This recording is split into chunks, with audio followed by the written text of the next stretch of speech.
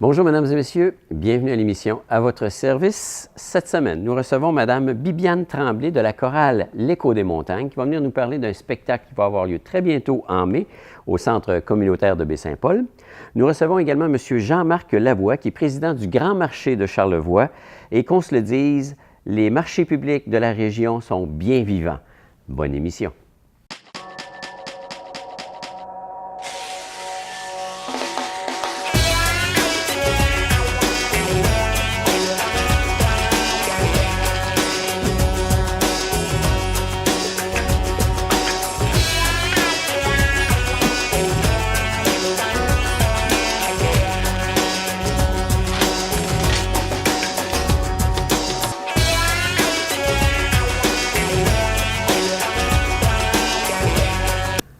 Alors, Madame Bibiane Tremblay de la chorale L'Écho des montagnes, bonjour. Bonjour. Bienvenue à l'émission. Ça fait plaisir. Alors, c'est devenu comme un rendez-vous régulier. Oui. On parle de l'Écho des montagnes, de la chorale L'Écho des montagnes sur une base régulière, mais là, parce que très bientôt, il y a un spectacle qui s'en vient, là. Oui, c'est ça. C'est notre concert printanier. On a toujours 2 concerts par année, dans le temps des fêtes et au printemps pour finir notre session, notre saison, en fait. Alors, ça va être le 15 mai au centre communautaire à 2 heures. Ça va être notre dernier concert pour cette année. Dernier concert. Puis il y a un thème là-dessus, il y a de la joie. Il y a de la joie. Alors, c'est une chanson, c'est un titre connu. C'est un titre connu, c'est une chanson de Charles Trenet, c'est une chanson qui est enlevante, qui donne un peu de rythme, qui donne un peu de... Une joie de vivre. Une belle joie de vivre pour le départ du concert. Oui. Alors, c'est le départ, c'est la pièce qui lance. Oui, okay. On ouvre avec ça et on a choisi le thème pour essayer d'avoir un peu de gaieté dans le cœur, étant donné que le soleil tend à arriver. La chaleur, du moins. Le soleil est là, mais c'est la chaleur. C'est ça. On essaie de se nourrir de belle musique et de belles chansons. Parlant de chansons, est-ce qu'on peut énumérer les autres titres qu'on pourrait entendre? Là? Parce que là, si on dit qu'il y a de la joie de Charles Trenet, oui. On fait référence à quand même une panoplie de pièces à succès, là. Oui, bien, on a choisi un répertoire presque majoritairement francophone, avec des auteurs comme Bécaud, Édith Piaf, Charles Trenet, Gilles Vigneault, Ferland-Fugain. Alors, toutes des chansons que les gens ont déjà entendues, déjà fredonnées. Les gens d'un certain âge. Oui, d'un certain âge. Mais pour les plus jeunes, c'est des choses qui sont à découvrir. Hein. C'est oui. des mostres qui ont été là et qui perdurent dans le temps. Donc, ces chansons-là sont toujours bien appréciées des gens habituellement. Donc, c'est ça. On a une quinzaine de chansons dans notre répertoire. On a seulement une chanson en anglais. Donc, le reste, on voulait que ce soit des chansons françaises et québécoises aussi. Donc, je pense que ça va plaire aux gens. Là, les gens aiment ça aussi, fredonner en même temps que nous. Ben oui, quand tu connais quand les tu connais chansons. Les airs, oui, c'est ça. Fait que, oui, ça nous rappelle des bons souvenirs. Donc, si les gens fredonnent avec vous, ceux qui faussent sont dans la salle, puis ceux qui chantent bien sont sur la salle. Espérant, oui, que ce soit comme ça. Mais habituellement, les gens sont toujours très animés de nous accompagner là, en fredonnant des airs. Et c'est toujours un plaisir de voir aussi, lorsqu'on chante, parce qu'on a fait un petit concert récemment pour les personnes âgées, de voir comment les personnes âgées qui ont perdu une certaine mémoire sont encore présents quand c'est le temps de chanter. Oui. Ils se rappellent des paroles. C'est carrément du connu. Oui, ils se rappellent des paroles et ça vient nous chercher. Ça vient les stimuler, là. Oui. C'est toujours étonnant de voir comment ça leur rappelle aussi des souvenirs. Et là, les regards changent, les yeux changent. C'est intéressant. La chorale L'Écho des montagnes, il y a combien de membres comme tel? Bien, cette session-ci, on est 23 à peu près, 23, 25 avec la pianiste et le directeur. Avant les fêtes, on était au-dessus de 40. Oh. Parce que là, on avait un méga projet avec Mme Michel Desrosiers. Ben oui, qui a été un beau succès aussi. Qui a été un beau succès. Après les fêtes, c'est toujours un petit peu plus laborieux. Là. Il y a l'hiver qui s'installe comme il faut. On s'en cabane, là. La froideur, la neige, etc. Donc, ça demande un petit effort de plus. Là. Mais quand même, on réussit quand même à faire des bons concerts, même à 23 ou 22, 20 personnes. C'est dans le fond, c'est d'y mettre son cœur, puis de produire ce qu'on a à produire. Et c'est faisable quand même. Il y a des chorales qui sont 7-8 personnes. Bon, ben oui, ben oui. Fait que c'est pas le nombre qui est important dans le fond. Puis la première réaction est souvent de dire, ben moi, je n'irai pas participer au... Je sais pas chanter. Je sais pas chanter. Je sais pas chanter. Je sais pas chanter. C'est mon cas, je ne sais pas chanter. Mais dans les fêtes, c'est pas nécessairement vrai, ça s'apprend. Il y a des gens qui sont arrivés avec aucune notion de musique, aucune notion de solfège, aucune notion de chant. mais on se jumelle avec quelqu'un qui a un peu de connaissances et puis on apprend. C'est sûr qu'il y a des efforts à faire, c'est évident, comme dans toute chose, dans n'importe quelle activité. Un peu plus de pratique, là? Pas vraiment de pratique, mais quand on est lors de la pratique, c'est sûr qu'il faut travailler un peu plus, puis être plus concentré, des choses comme ça. Mais on y arrive. Il y a des gens qui sont arrivés, qui n'avaient aucune connaissance et qui maintenant, ils savent chanter, ils savent lire, suivre dans leur cahier, suivre le directeur musical. Il n'y a pas d'âge là-dedans. Il n'y a pas d'âge. On a une dame qui passe 80 ans, qui est là depuis plusieurs années. Puis le plus jeune? Avec nous. Le plus jeune ou la plus jeune, c'est probablement notre directeur qui est le plus jeune présentement. Oui, mais dans les choristes, il y a des filles qui ont début trentaine. Oui, c'est ça. Alors, c'est assez varié comme groupe d'âge. En plus de se faire plaisir et de faire plaisir parce qu'on donne des spectacles, c'est enrichissant de participer à cette vie sociale-là. Oui, bien, c'est que ça nous fait rencontrer des gens et puis on a de nouvelles connaissances. On partage notre quotidien, on partage nos talents, on partage toutes sortes de choses, en fait. On vient qu'on tisse des liens avec ces personnes-là. Et quand on fait des échanges avec d'autres chorales, bien, on agrandit notre cercle de connaissances. Et quand on fait des échanges, on voyage, donc on se déplace, on prend un autobus, on sort de notre région, ça tisse des liens différents et ça solidifie le groupe. Bien, c'est super, ça. Et les gens qui participent en général, ils trouvent un plaisir personnel. Évidemment, oui, c'est ça. Il faut le faire d'abord pour soi-même, hein, c'est sûr. Qu'est-ce qu'on va chercher dans une chorale? Mais c'est le sentiment d'appartenance, c'est d'apprendre des choses nouvelles, de se lancer des défis. Moi, quelqu'un peut dire, moi, j'ai jamais chanté, mais j'ai toujours rêvé de chanter. Donc, on essaie, on se lance. C'est un petit peu plus féminin que masculin? Plus de femmes, Messieurs, évidemment. L'invitation est lancée. Mais dans toute chorale, c'est toujours les hommes qui sont moins nombreux. Les femmes, habituellement, nous, on est 18 femmes pour 5, 6 hommes à peu près. Mais ça fait quand même un beau mélange de voix.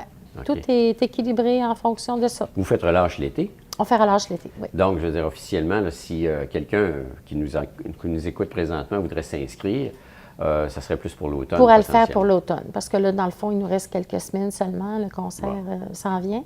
On ferme la saison, là. Oui, à l'été, les gens veulent se reposer un peu, parce que... Est-ce que c'est très exigeant de dire faire partie en termes d'obligations? Bien, on a une pratique une fois par semaine, 2h30, une fois par semaine, un soir. Alors, c'est ça que ça demande comme pratique. À la maison, c'est sûr que les gens peuvent faire du travail par eux-mêmes, dans le sens de lire la musique un peu, lire les mots, apprendre les paroles un peu, des choses comme ça. Mais c'est pas très exigeant. C'est pas très exigeant. Bon, c'est sécurisant. Il faut prendre ça comme un loisir. Donc, il ne faut pas que ça devienne comme une session d'études, par exemple.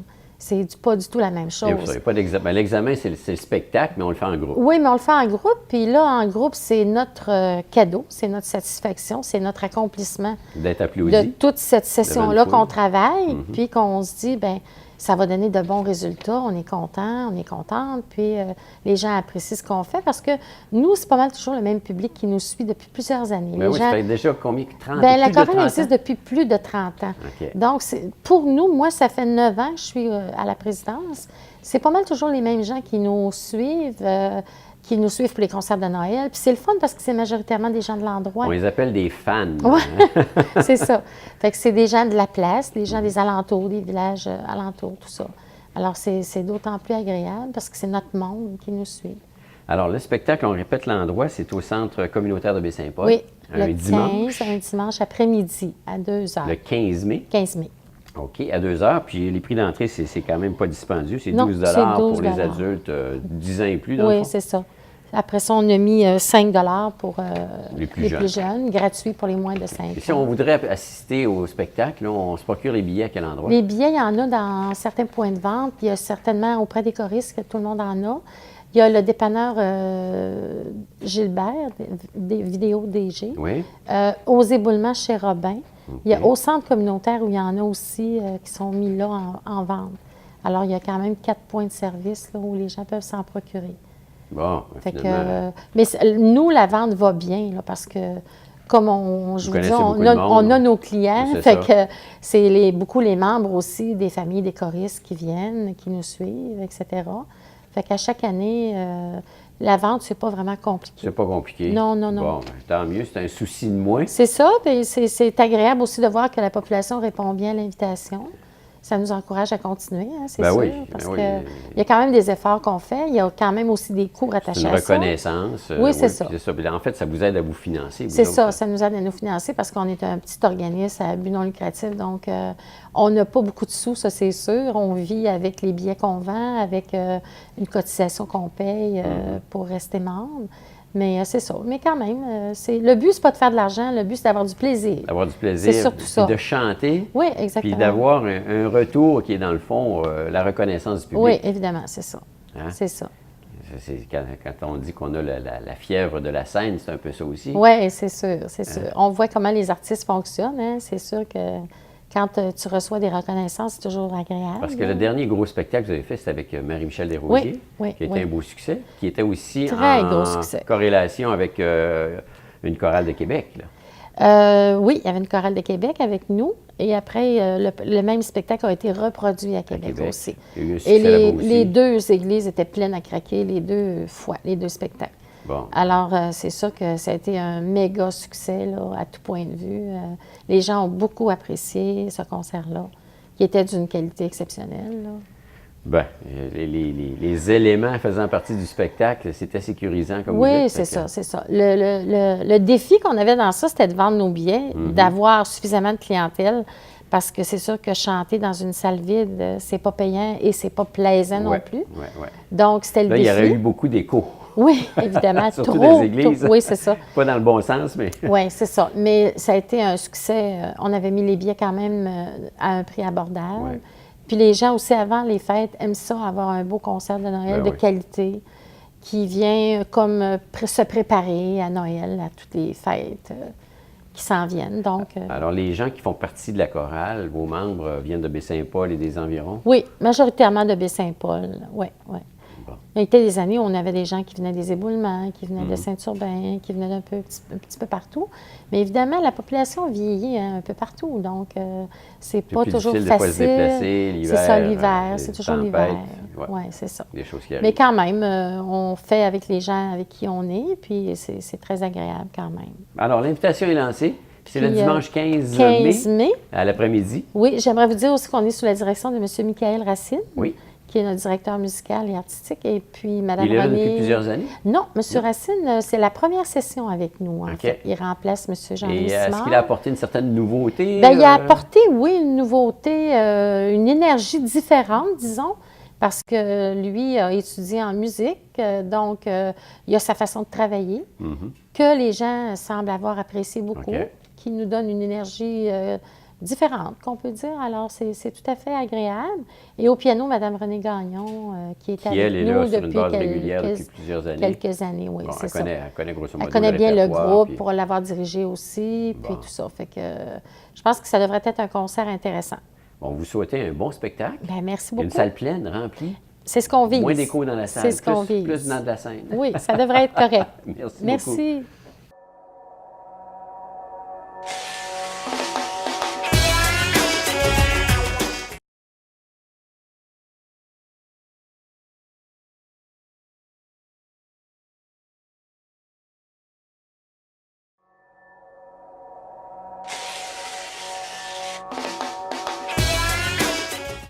Alors, Jean-Marc Lavoie, président du Grand Marché de Charlevoix, bonjour. Oui, bonjour.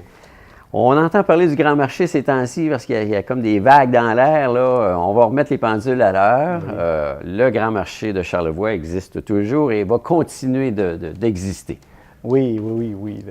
C'est seulement l'aspect virtuel, marché, l'achat en ligne que le Grand Marché de Charlevoix, on abandonne parce que dû à plusieurs aspects, dont la rentabilité. Qui fait en sorte qu'on a eu cette décision difficile-là à prendre. Mais par contre, les marchés publics sont là pour rester, puis on va continuer à offrir des produits régionaux. Est-ce que ça faisait plusieurs années que le marché virtuel existait? Depuis le tout début. Depuis le tout début. Au départ, le Grand Marché de Charlevoix avait été créé par un marché virtuel. Ah bon? On était précurseurs, là. Oui, c'est ça. L'achat en ligne, là. Il y a 8 ans, là, en 2008, fin 2007-2008, en tout cas, c'est ça, les membres fondateurs avaient parti ça avec le but de rendre disponible à la clientèle locale les produits des producteurs locaux, puis de faire connaître ces produits-là. Donc, puis par la suite, les marchés publics se sont ajoutés à l'aspect du marché virtuel. Alors là, les rôles sont un peu inversés. C'est le marché public extérieur de la Malbaie et de Baie-Saint-Paul qui prennent toute sa place et de l'ampleur, puis le marché virtuel, bien, lui, pour X raisons économiques. Là, Effectivement, il y a plusieurs raisons qui nous ont amenés à cette décision-là. Oui, depuis 3 ans, c'est ça, il y a au niveau de la rentabilité, là, il y avait au moins, on perdait à peu près 35 de ventes annuellement. Là, depuis 3 ans. C'était les marchés publics qui faisaient vivre réellement là, le marché virtuel. Okay. Suite à une analyse plus approfondie des chiffres, là, au niveau financier, là, on avait réalisé que quand on avait séparé ça par secteur, que vraiment là, le marché virtuel était en déclin. Puis ça, bien, les causes sont multiples. Là, il y a plusieurs causes à ça. Au départ, en 2008, les produits régionaux n'étaient pas tellement faciles à trouver dans la région par les consommateurs. Aujourd'hui, la réalité a changé. Aujourd'hui, on trouve de plus en plus les produits locaux dans nos épiceries, dans des boutiques spécialisées. Puis, même que c'est bien parce qu'on a réalisé l'objectif du grand marché. Qui était l'objectif premier, de vous faire connaître et de faire connaître vos produits. Comme c'est là, on fait comme passer le flambeau à des particuliers qui ont plus les moyens que le grand marché comme organisme à but non lucratif. Puis c'est devenu, comment dire ça, une marque de commerce aussi pour ces grands marchés-là, ou les épiceries, appelons-les comme ça, ou bien non, les boutiques spécialisées, d'offrir des produits locaux. Là. Oui, effectivement, c'est ça. C'est une belle opportunité qu'ils ont. Des fois, certains producteurs même qui ont développé des boutiques eux-mêmes. Puis, quand on prend par exemple la laiterie Charlevoix ou la boulangerie à chacun son pain, puis qui offrent en plus des produits locaux aux clients de passage. Donc, ça vient ajouter une plus-value à leurs produits de base déjà. Donc, puis ça permet à des petits producteurs qui n'ont pas les moyens d'avoir un point de vente de pouvoir distribuer leurs produits quand même. Oui, parce que c'est pas donné à tout le monde de dire demain matin, je décide de m'ouvrir un point de vente. C'est dispendieux d'abord. Oui, effectivement. Puis une fois que c'est fait, tu n'as pas le choix de le soutenir. Là. Effectivement, c'est ça. Donc, c'est une option qu'on avait envisagée en tant que grand marché aussi, principalement au niveau de l'Est, parce qu'au niveau de l'Est, il y avait peut-être un petit manque à ce niveau-là. Mais de plus en plus, là, il y a quelques boutiques qui offrent des produits régionaux. Donc, on ne voulait pas se lancer avec une boutique du grand marché pour faire de la compétition à ce qui existe déjà. Ce n'était pas notre mandat. Puis, ce n'était pas notre expertise non plus. Donc, les grands marchés existent, principalement l'été. C'est là qu'on vous voit principalement et à Baie-Saint-Paul et à la Malbaie. Oui. Alors, cette année, on va vous revoir ici à l'Hôtel Le Germain cet été? Oui, cet été, on va être encore présent cette année à l'Hôtel Le Germain. Notre contrat était terminé. Cependant, on est en discussion avec Réseau Charlevoix, avec la nouvelle directrice Nancy Bellé. Ça va très bien. On a la même vision des choses.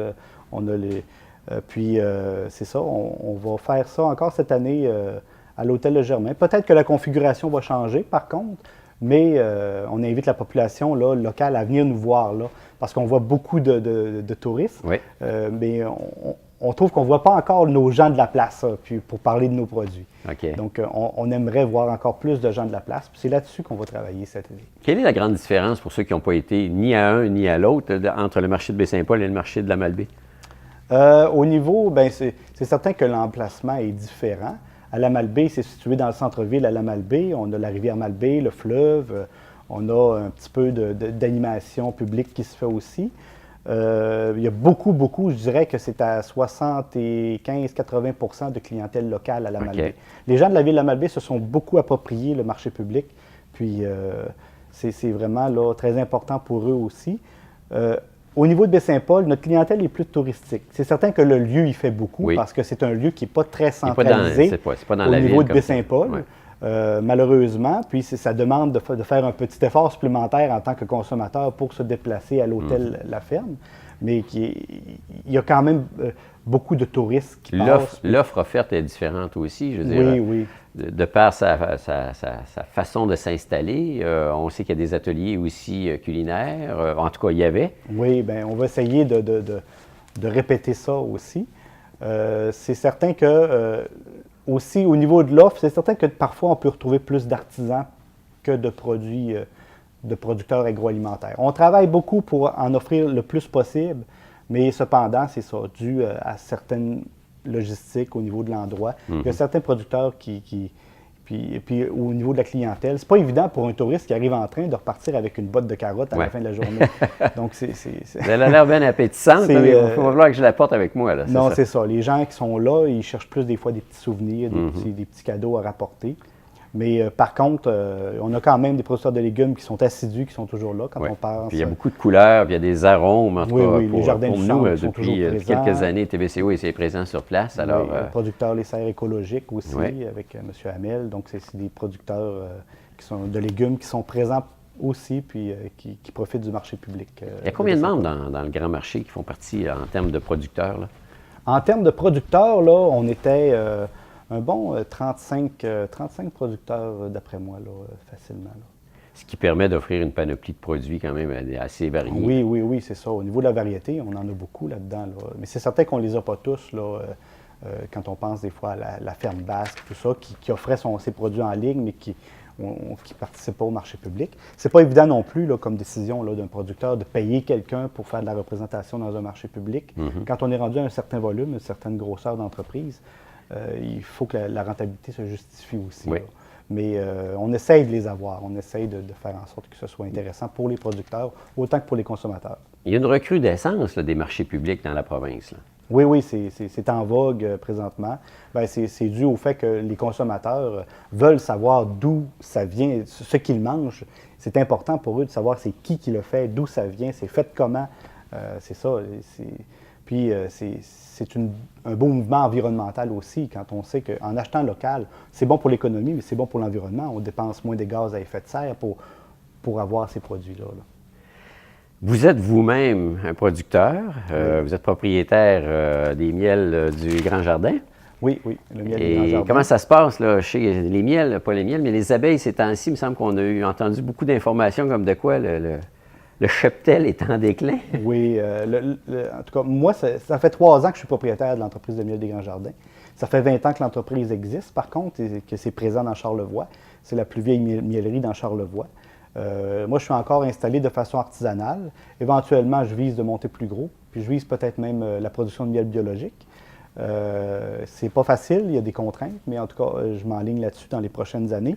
Cependant, pour ce qui est de la mortalité des abeilles, effectivement, la problématique, c'est pas tant du nombre d'abeilles, parce que si on regarde, dernièrement, il y a eu un article dans Le Soleil, il y a 2 semaines, qui parlait que le nombre d'abeilles, les abeilles ne sont pas si en déclin que ça. Effectivement, oui, pour certains aspects, mais non dans d'autres aspects. Il faut prendre ça de différentes façons. Il faut regarder les choses de différentes façons. Aujourd'hui, présentement au Canada, il y a plus d'abeilles qu'il y en avait dans les années 80. OK. Donc, au niveau de la quantité d'abeilles, même au Québec, présentement, il y a 50 000 colonies, c'est-à-dire 50 000 ruches. Répertoriées. Mais quand on compare l'unité de production, une ruche qui produit du miel, comparativement à une unité de production dans le lait, qui est une vache à lait, au Québec, des vaches à lait, il y en a peut-être 150 ou 200 000. Même chose dans le bovin de boucherie. Donc, c'est quand même très peu, 50 000 ruches au Québec.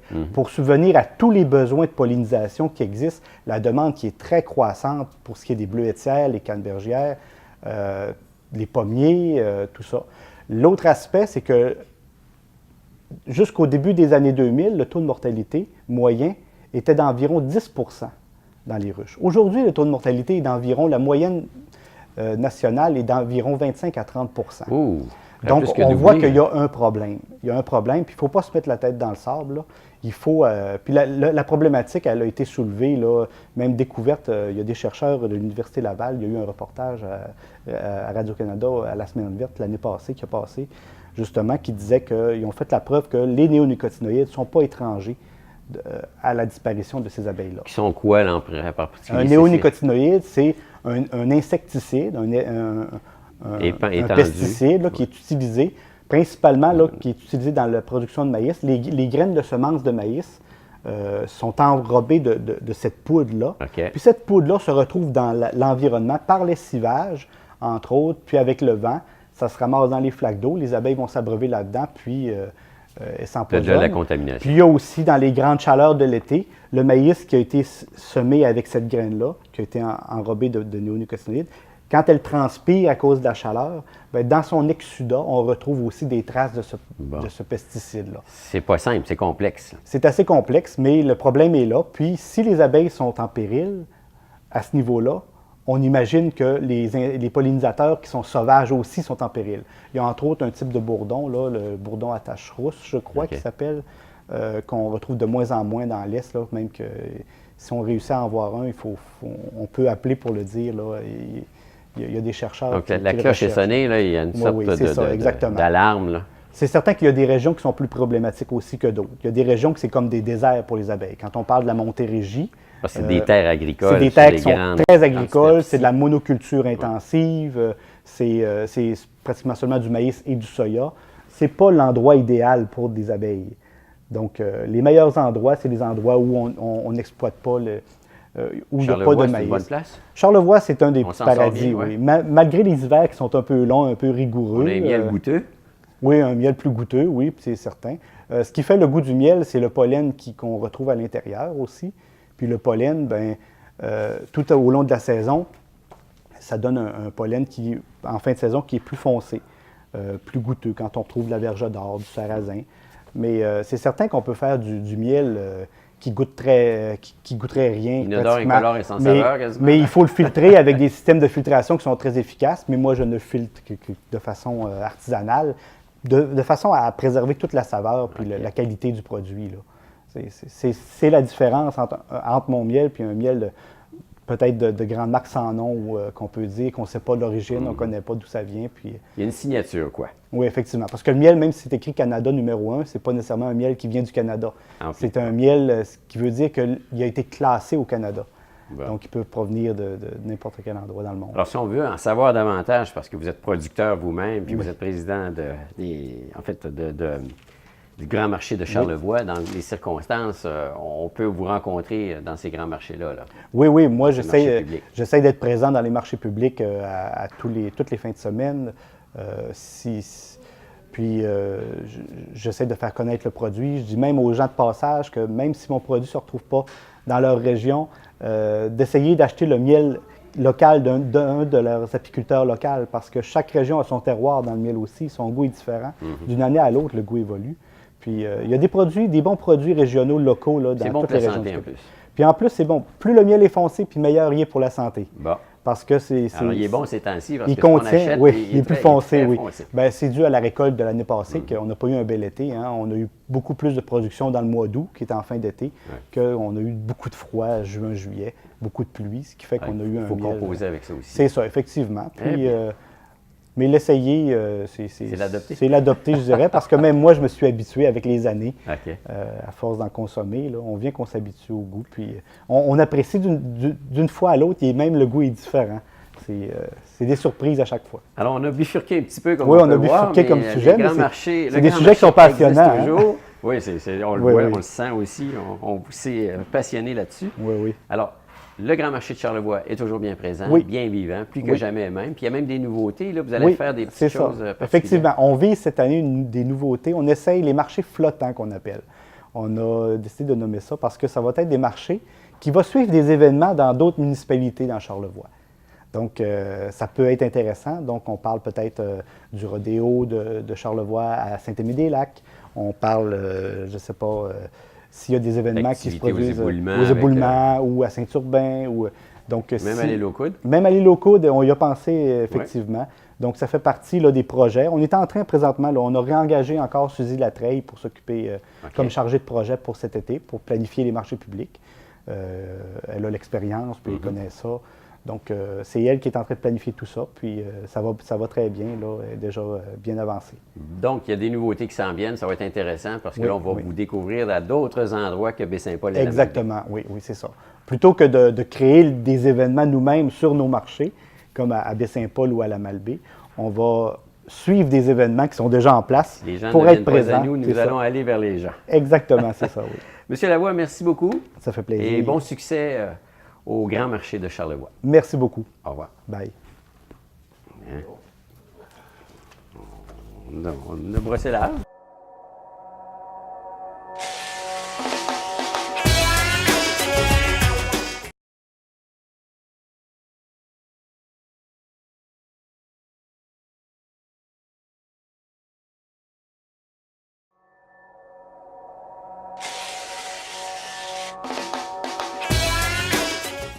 Et voilà, c'est déjà terminé. Merci pour votre écoute. Merci d'être là toutes les semaines pour l'émission À votre service.